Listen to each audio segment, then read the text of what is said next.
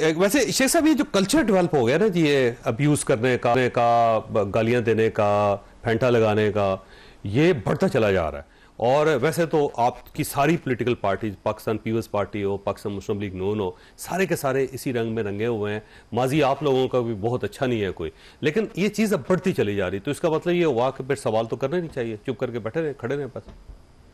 ये जो कल्चर है जी, आप दुरुस्त कह रहे हैं, ये तो बढ़ता चला जा रहा है और खामखा इसका कोई फ़ायदा नहीं हो रहा। एक दूसरे पे इल्ज़ाम तराशी, और यही देख रहे हैं कि सोशल मीडिया पे आज पूरा कैबिनेट में बड़ी तफसील से प्राइम मिनिस्टर साहब ने बताया कि कंपेन चल रही है आर्मी के खिलाफ, कंपेन चल रही है आर्मी के खिलाफ।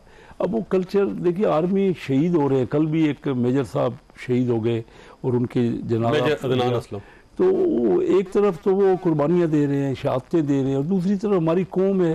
तो ये देखिए ना, अभी वार हुई है इंडिया के खिलाफ, हमने वार लड़ी है कामयाबी से हमारी फ़ौज ने।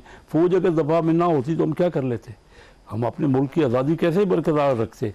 और ये अपनी शहादतें भी दे रहे हैं और कुर्बानियाँ दे रहे हैं, उसके बावजूद अगर किसी के साथ ये किया जाए, उनके खिलाफ खामखा के बेहुदा किस्म की हो रही है प्रोपेगेंडा, तो मुझे बताइए कि हम कहाँ जा रहे हैं, हमारी कौम क्या कर रही है। तो इससे तो मेरे वही बेहतर होगा, हमने जमहूरियत से सीखा गया है। मैंने असम्बली में कहा है, देखिए एक तरफ चाइना है, मैं अभी होके आया हूँ आपके सामने, हम बताते हैं मैं उन लोगों में हूँ जो लोग आज से 53 साल पहली बार में गया, और उन लोगों को जो उनको कारोबार सिखाते थे हम, आज वो अमेरिका के बराबर इकानमी हो गई। 25 साल पहले या 30 साल पहले 8 गुना था अमेरिका अपने सारे ये जमहूरियत के साथ और सारे इदारों के साथ 8 गुना से बराबर हो गया है चाइना।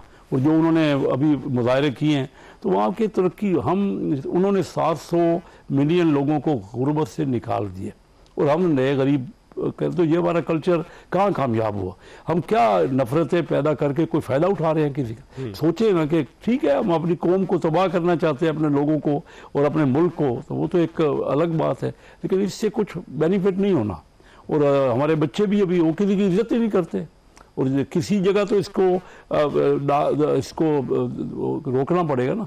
इसको नहीं रोकेंगे तो क्या होगा कोई। और बड़ा मज़े से लोग बातें करते हैं और खुश होते हैं, दूसरे लोग सुनने वाले। और तो ये हम अपने इलाकों में भी ये हर किस्म की, ये आप अभी बता रहे थे ना कि अगर कोई जाता है, फर्ज कीजिए सैलाब आया, तो उनको पूछने के लिए उसको थोड़ा 1-2 दिन लग गए, तब भी क्रिटिसाइज़ कर रहे हैं। और अगर कोई ज़्यादा जा रहा है तो तब भी क्रिटिसाइज़ कर रहे हैं, जाके उनके तक पहुँच रहा है। तो ये तो क्रिटिसाइज हर सूरत में।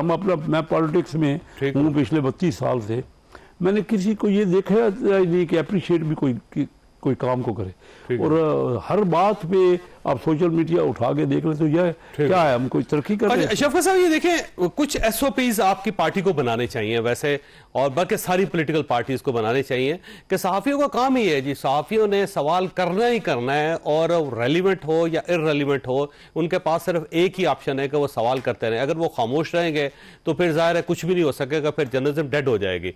और सवाल वही करना होता है जो दूसरे आदमी को थोड़ी सी हीट दे, जिसके ऊपर आके वो रिएक्ट करे। कोई सिंपल सवाल नहीं होता जी, आज आपने क्या खाया है, आज आपने क्या पहना, कल आप क्या करेंगे, क्या आप टूथपेस्ट करके निकले या नहीं निकले, ये जूता आपने कहां से लिया। तो इस टाइप के सवाल नहीं होते, सवाल ऐसे ही होते हैं जो इमरान खान साहब भी पूछा करते थे पूरी कौम से, बाकी सब लोगों से। कोई एसओपीस बनाए सर, इस तरह अगर आप हाथ उठाते रहेंगे तो आप कहां स्टैंड करेंगे एज ए पॉलिटिकल पार्टी।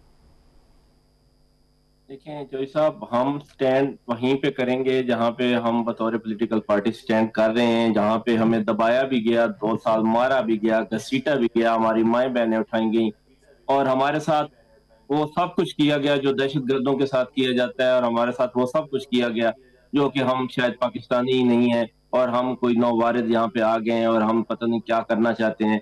वो हमारे साथ किया गया, हम सारा कुछ बर्दाश्त करके बैठे हैं, और हमने कभी किसी को कुछ नहीं कहा।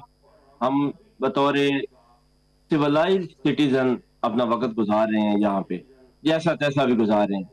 और अगर एक आध कोई वाकया हो गया है तो आप उसको ये ना कहें कि जी आप ऐसे करते हैं, मुझे ये बताएं कि हमारे साथ क्या क्या नहीं हो गया, हमारे साथ हर फील्ड में क्या नहीं हुआ, और हमने कोई रिएक्ट नहीं किया।